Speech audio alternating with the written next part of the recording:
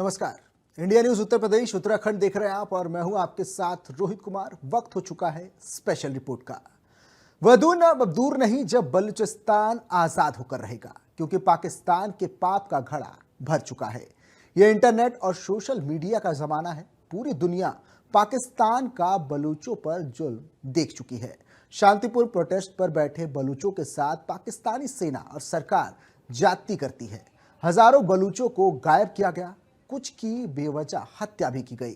दुनिया जानती है कि आतंकवाद का निर्माता और निर्यातक पाकिस्तान है, लेकिन शहबाज शरीफ ने जब खुद को ASCO समिट में आतंकवाद से पीड़ित बताया तो बलूचों का खून खौल गया। बलूच नेता मीर यार बलूच ने एक्स हैंडल पर पोस्ट करके लिखा कि SCO समिट में शहबाज शरीफ ने बलूचिस्तान को लेकर झूठ बोला है। रिपोर्ट देखिए। बलूचिस्तान में छिड़ा घमासान, पाक को बड़ा नुकसान।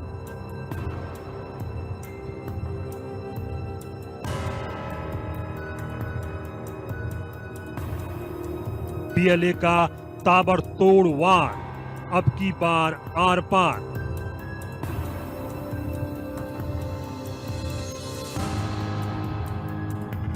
आतंक पर बलूचों का पलटवार, झूठ बोल रही पाक सरकार।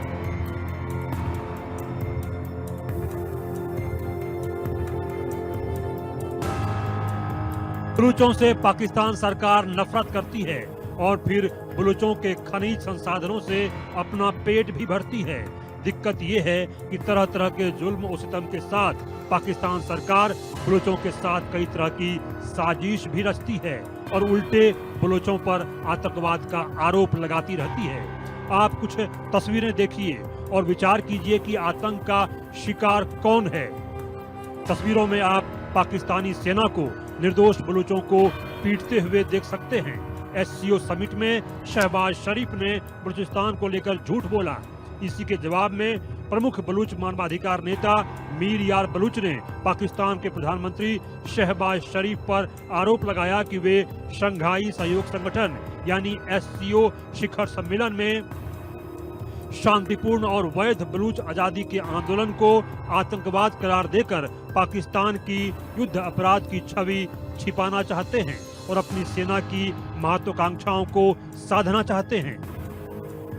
मानवाधिकार कार्यकर्ता ने चीन के तियानजिन में सोमवार को आयोजित 25वें SCO शिखर सम्मेलन में शरीफ के बयान को भ्रामक और पाखंडी बताया। मीर यार बलूच ने सोशल मीडिया प्लेटफॉर्म X पर लिखा, हम पाकिस्तान के SCO जैसे अंतर्राष्ट्रीय मंचों का दुरुपयोग कर वास्तविक बलूच आवाजों को दबाने की निंदा करते हैं। सच्चाई साफ है, पाकिस्तान आतंकवाद का शिकार नहीं बल्कि उसका निर्माता, निर्यातक और वैश्विक प्रायोजक है। दुनिया के पास पाकिस्तान की अलकायदा नेतृत्व को पनाह देने और चरमपंथी नेटवर्क को 20 वर्षों तक समर्थन देने के सबूत मौजूद हैं। दरअसल पाकिस्तान सरकार बलूचों के खिलाफ झूठा प्रोपेगेंडा फैलाती है और उसकी आजादी को दबाती है, उसका हक मारने की कोशिश करती है। हजारों बलूच गायब किए गए हैं, पाकिस्तान सरकार उस पर कुछ बोलती नहीं। डार्क गाड़ी आकर रुकती है, 20 मिनट 25 मिनट रुक के फिर चली जाती है।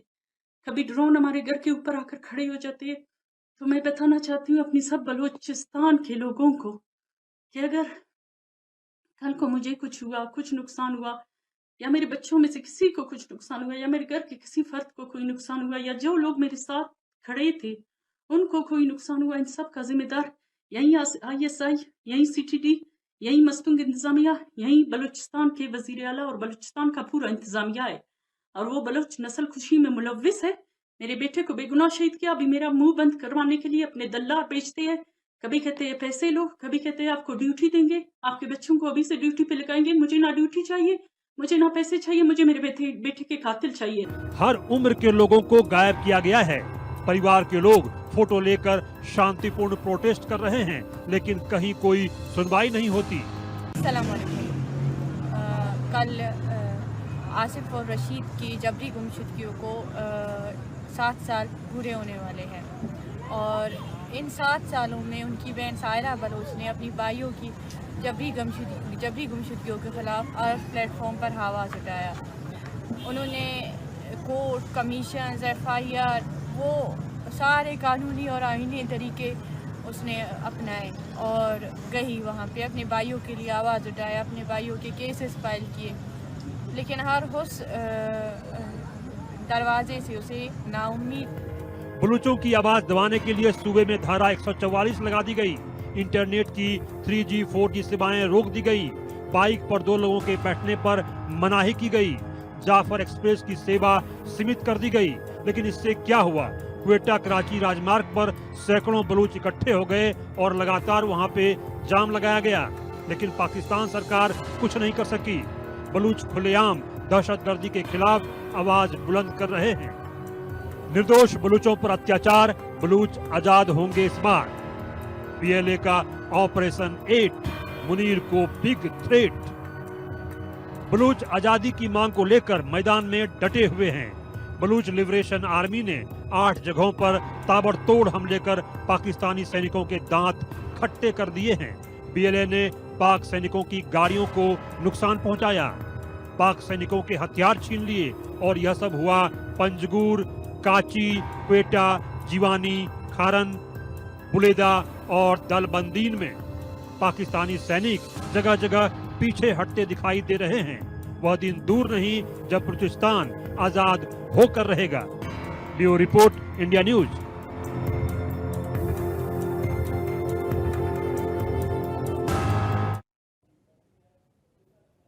मानसून एक बार फिर से अपना रौद्र रूप दिखा रहा है। जून जुलाई से शुरू हुई तबाही सितंबर में भी रुकने का नाम नहीं ले रही है, जिसकी वजह से पंजाब, हिमाचल प्रदेश, जम्मू कश्मीर समेत राजधानी दिल्ली में भारी बारिश ने जनजीवन को पूरी तरह प्रभावित किया है।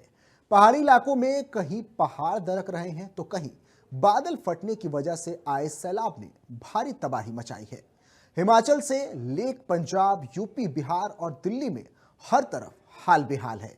कुछ जगह पर तो जान माल का भारी नुकसान भी हुआ है। पिछले दिनों कुछ जगहों पर तो हालत बेहद खराब हो चुके हैं। पंजाब में सतलुज, व्यास और रावी नदियों में उफान और लगातार बारिश के चलते 10 से ज्यादा जिलों में बाढ़ की स्थिति बनी हुई है। तो इस बार का मानसून हिमाचल के लिए काल बनकर आया। अब तक राज्य में भारी जानमाल का नुकसान हो चुका है। 2000 करोड़ से ज्यादा के नुकसान की बात कही जा रही है। जून से लेकर अब तक हिमाचल प्रदेश में 91 फ्लैश फ्लड आए, 45 बादल फटने की घटनाएं हुई और 95 बड़े लैंडस्लाइड भी हुए। वहीं 4000 से ज्यादा घर पूरी तरह से टूट गए। देश के कई राज्यों में मानसून की बारिश आफत बनी हुई है। राजधानी दिल्ली में यमुना का जलस्तर खतरे के निशान से ऊपर बह रहा है, जिसकी वजह से हालत गंभीर बनी हुई है। लगातार हो रही बारिश से सड़कों पर भारी जल जमाव हो रहा है। मेट्रो भी ठसाठस भरकर चल रही है। दिल्ली में बारिश की वजह से जगह जगह पर जल भराव की परेशानी देखी जा रही है। यानी आसमान से बरस रही आफत ने पूरे देश के लोगों का जीना मुहाल कर दिया है। हालात ऐसे हैं कि अब लोग भगवान से बारिश रोकने की प्रार्थना कर रहे हैं। रिपोर्ट देखिए। पंजाब में पानी का प्रचंड प्रहार, बाढ़ बारिश से मचा हाहाकार। 12 जिलों में बाढ़ ने मचाई तबाही, चारों तरफ बर्बादी ही बर्बादी। पंजाब से आई ये तस्वीरें डरा रही हैं। ऐसा लग रहा है मानो पंजाब में जल प्रलय आ गया हो। जहां तक नजर जा रही है वहां तक सिर्फ तबाही ही तबाही का मंजर है।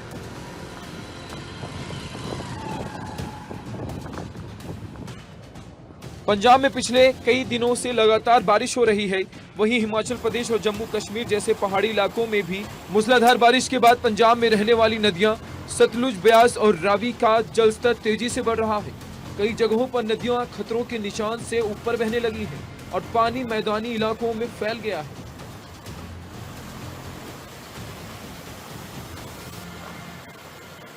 गुरदासपुर, अमृतसर, होशियारपुर, तरन तारन, फाजिलका, मानसा और लुधियाना समेत पंजाब के 12 जिलों में बाढ़ का असर साफ देखा जा रहा है। निचले इलाकों के गांव पूरी तरह जलमग्न हो गए हैं और लोगों को अपने घर छोड़कर सुरक्षित ठिकानों का रुख करना पड़ रहा है।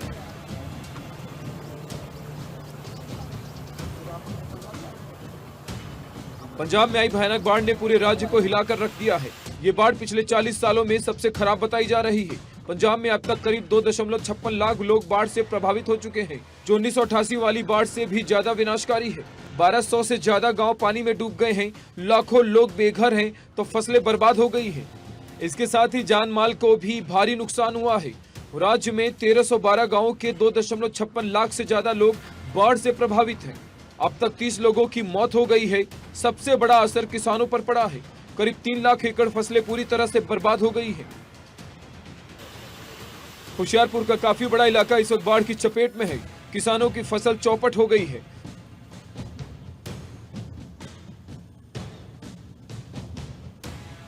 सबसे बड़ी चिंता इस बात की है, ठेके पर ली जमीन मालिक को पैसा कैसे देंगे, कर्ज कैसे चुकाएंगे, परिवार को क्या खिलाएंगे। इस बार सबसे ज्यादा तबाही रावी नदी के चलते देखने को मिली है। रावी जिला पठानकोट से पंजाब में एंट्री करती है, जो इसके बाद गुरदासपुर से होते हुए पाकिस्तान की तरफ जाती है।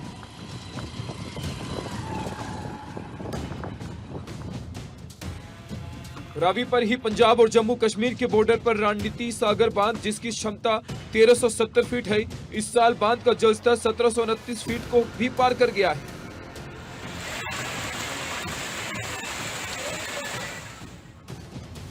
वहीं पठानकोट में आई बाढ़ का मुआवना करने पंजाब के फाइनेंस मिनिस्टर हरपाल चीमा पहुंचे, जहां उन्होंने इंडिया न्यूज को बताया कि पंजाब की बाढ़ को लेकर प्रधानमंत्री और गृह मंत्री से बात की गई है। उन्होंने कहा कि इस वक्त राजनीति करने का समय नहीं है, राजनीति बंद करके सभी को एक साथ आना चाहिए। देखिए, बिल्कुल कल माननीय प्रधानमंत्री जी ने हमारे पंजाब के मुख्यमंत्री साहब से बात करी थी, पर लेकिन उन्होंने राहत का कोई पैकेज नहीं ऐलाना। अभी तक एक भी पैसा नहीं दिया। आप देखो कैसे हालात हैं। हम जहां भी खड़े हैं, अब भी बारिश कितनी है, लगातार धुआंधार बारिश हो रही है और जनजीवन पूरी तरह ठप है। मजदूर मर रहा है, किसान मर रहा है, व्यापारी मर रहा है और देश का प्रधानमंत्री चुप है।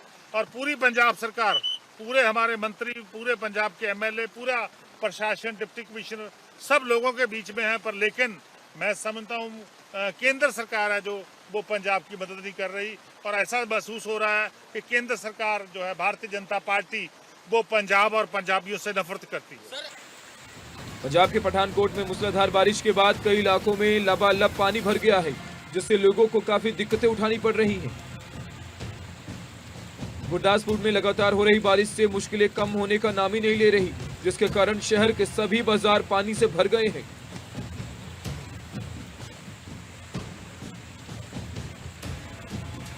जिसके कारण ज्यादातर दुकानदारों ने अपनी दुकानें भी नहीं खोली हैं, क्योंकि बारिश का पानी दुकानों में घुसकर सामान खराब कर रहा है। संगरूर में भी बारिश की वजह से लोगों को काफी नुकसान उठाना पड़ा है। वहीं फिर से तेज बारिश को लेकर मौसम विभाग ने रेड अलर्ट जारी किया है। कासपुर के लोगों की मुसीबतें एक बार फिर से बढ़ गई है। बारिश ने मुसीबतें बढ़ा दी हैं। देर रात से लगातार बारिश हो रही है और चारों तरफ पानी ही पानी हो गया शहर में।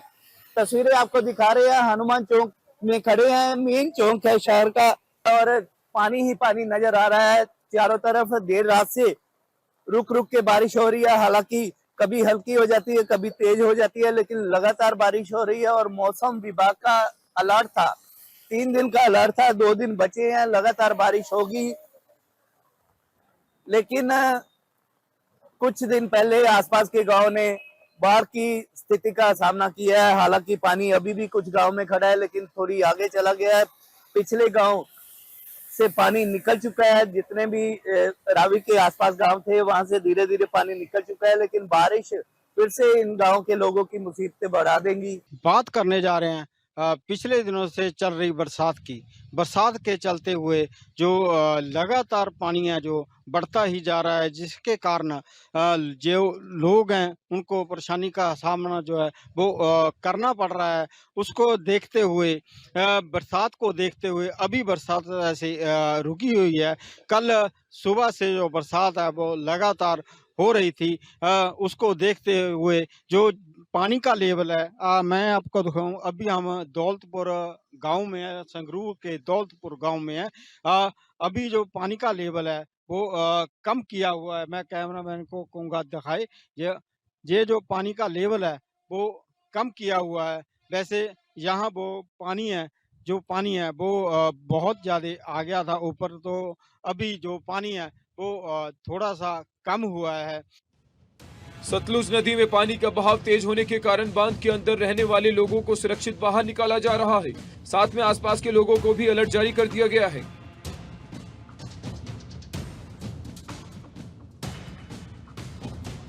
वहीं तबाही को देखते हुए जलंधर के डिप्टी कमिश्नर द्वारा सतलुज नदी के किनारे रहने वाले लोगों के लिए एडवाइजरी जारी की गई है, जिसमें उन्होंने बताया कि रोपड़ हैंडवर्क से पानी छोड़े जाने के बाद नदी किनारे इलाकों में खतरा हो सकता है।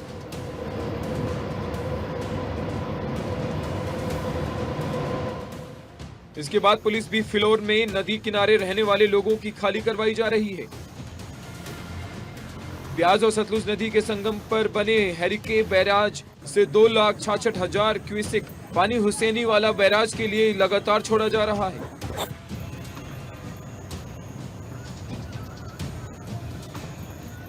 पाकिस्तान के साथ सटे 2 जिले फिरोजपुर और फाजिल्का में सैलाब आ गया है। किसानों की हजारों एकड़ फसल पानी में डूब चुकी है। फिरोजपुर के 76 से फाजिल्का के 72 गांव जलमग्न हैं, जिसके लोग सड़कों पर रहने को मजबूर हैं। मौसम विभाग की तरफ से एक बार फिर से जो है पंजाब हिमाचल में जो है अलर्ट जारी किया है। आपको बता दें कि 3 सितंबर तक पहाड़ी इलाकों में और मैदानी इलाकों में मौसम विभाग की तरफ से जो है अलर्ट जारी किया गया है। आपको बता दें कि इस समय हम पठानकोट में मौजूद है और आपको बता दें कि सुबह से ही जो है बारिश जो है पूरे पठानकोट शहर में हो रही है और वही लोगों को डर सता रहा है कि कहीं फिर से एक बार जो है बाढ़ की स्थिति ना पैदा हो जाए, क्योंकि मौसम विभाग की तरफ से 3 तारीख तक जो है हैवी बारिश का जो है अलर्ट जारी किया गया है। आपको बता दें कि इसी के चलते प्रशासन की तरफ से जो है स्कूल और कॉलेज को भी 3 सितंबर तक जो है बंद करने के आदेश जारी किए गए हैं। लगातार बारिश के चलते मैदानी इलाकों में जो है काफी नादियां नदी जो उफान में है, जिसके कारण लोगों को भी काफी नुकसान पहुंच रहा है। फिरोजपुर में आई बाढ़ को लेकर कई एनजीओ मदद के लिए आगे आए हैं। कई लोग ने मदद के लिए हाथ बढ़ाया है।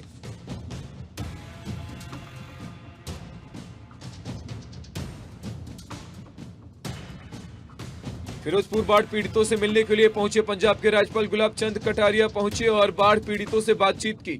इस बीच उन्होंने पूरा भरोसा दिया कि राहत कैंपों में लोगों का पूरा ख्याल रखा जा रहा है और बाढ़ पीड़ितों को किसी भी तरह की परेशानी नहीं होने दी जाएगी। पहले इतना होगा नहीं हो, लेकिन जब पानी छोड़ा जाता है या ऊपर से पानी की आवक जितनी पोंग में हो रही है या भाखड़ा में हो रही है, वो कई घंटे पहले पता लगता है। साधारणतः आजकल सब सिस्टम है। जम्मू कश्मीर से अगर पानी चला तो हमारे यहाँ कितने 15 घंटे में पहुँचेगा, 14 घंटे में पहुँचेगा। हिमाचल का पानी अगर चला है तो कितने घंटे में पहुँचेगा। मैं सोचता हूँ सिस्टम को थोड़ा सा और अलर्ट करना पड़ेगा, ताकि समय के पहले प्रकृति की इस पर तो कंट्रोल हमारा हो नहीं पाएगा, लेकिन कम से कम मानवीय दृष्टि से आपदा आने के पहले आजकल सारे सिस्टम ऐसे डेवलप हो गए हैं कि हर चीज़ का समय से पहले पता लगे। सर, सरकार के प्रबंधों के बारे में आप क्या कहेंगे? देखो, मैं सोचता हूँ, मैंने जो कैंप देखा है उनसे व्यक्तिगत भी बात की है, बच्चों को भी देखा है, तो मैं सोचता हूँ यह सिस्टम और व्यवस्था तो उनके लायक है और उनको कोई तकलीफ नहीं है। पहाड़ों में हो रही भारी तबाही और बारिश की वजह से पंजाब की नदियां उफान पर हैं, जिसकी वजह से सूबे के 12 जिलों में भारी तबाही मची है। लोगों के जीवन भर की कमाई बाढ़ के पानी में समा गई है, तो किसानों के सामने रोजी रोटी का संकट खड़ा हो गया है। Bureau report, India news. Operation Sindoor के बाद भारत डिफेंस के क्षेत्र में अपनी ताकत में लगातार इजाफा कर रहा है। भारतीय वायुसेना को 5th जनरेशन फाइटर जेट से लैस करने में जुटा हुआ है। इस 5th जनरेशन फाइटर जेट के लिए एडवांस्ड मीडियम कॉम्बैट एयरक्राफ्ट को वायुसेना और नौसेना दोनों के लिए तैयार किया जा रहा है। 5वीं पीढ़ी के stealth multi role fighter jet को अब स्वदेशी इंजन से लैस करने की दिशा में भारत ने कदम बढ़ा दिया है। भारत और फ्रांस के बीच जल्द ही इसे लेकर डील साइन होने की उम्मीद है। भारत और फ्रांस मिलकर भारत में ही AMCA के लिए इंजन तैयार करेंगे। डिफेंस सेक्टर में लगातार आत्मनिर्भर हो रहे भारत की ताकत से पड़ोसी दुश्मन देश थर-थर कांपेंगे। रिपोर्ट देखिए।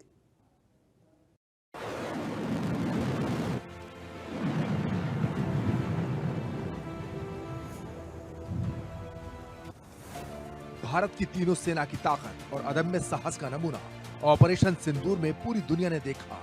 भारतीय वायुसेना ने पाकिस्तान और POK में घुसकर आतंकियों के ठिकानों को नेस्तनाबूद कर दिया। पाकिस्तान के 11 एयरबेस पर भारी तबाही मचाई। भारतीय वायुसेना को और ताकतवर बनाने और फाइटर प्रोग्राम को रफ्तार देने के लिए लगातार प्रयास जारी है। भारत अब स्वदेशी फाइटर जेट बनाने के साथ ही इनके लिए इंजन बनाने में भी कदम आगे बढ़ा रहा है। भारत 5वीं पीढ़ी का स्वदेशी फाइटर जेट बनाने जा रहा है। जेट के लिए स्वदेशी इंजन बनाने की ओर कदम बढ़ाया गया है। फ्रांस की कंपनी साफरान के साथ मिलकर ये इंजन बनाया जाएगा। को डेवलपमेंट के तहत भारत में फाइटर जेट के इंजन बनेंगे। फाइटर जेट के इंजन बनाने के लिए फ्रांस से डील का रक्षा मंत्रालय ने ड्राफ्ट भी तैयार कर लिया है। भारत में ही इंजन मेकिंग का काम शुरू करने का इशारा रक्षा मंत्री राजनाथ सिंह पहले ही कर चुके हैं। भारत फ्रांस मिलकर AMCA के लिए इंजन बनाएंगे। एडवांस मीडियम कॉम्बैट एयरक्राफ्ट यानी AMCA मार्क 2 में स्वदेशी इंजन लगेगा, तो वहीं AMCA मार्क 1 पर पहले ही काम शुरू हो चुका है।